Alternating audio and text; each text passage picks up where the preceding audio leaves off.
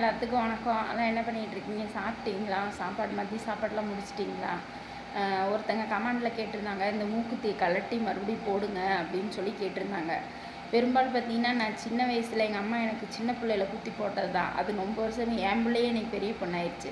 அப்போ வரைக்குமே நான் அந்த மூக்குத்தியை கழட்டி போட மாட்டேன். பொதுவாக மூக்குத்தியை கழட்டி போட்டாவே ஓட்டை அடைச்சிக்குன்னு சொல்லுவாங்க. அதனால் எனக்கு இந்த தோட்டுக்கும் இந்த மூக்குத்தியும் மாத்திர வேலை நமக்கு இல்லைங்க.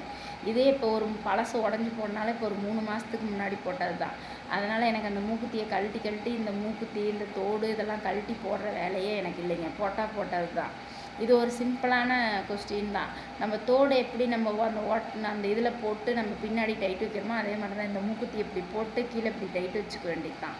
நமக்கு அது போட வரலை அப்படின்னா நகை கடைக்கு போனோம்னா அந்த ஆசாரி அவங்களே போட்டு விட்ருவாங்க. மூக்கு வலிக்கிற மாதிரி இருந்தால் நம்ம கொஞ்சம் சீமனையும் ஊற்றிக்கலாம்.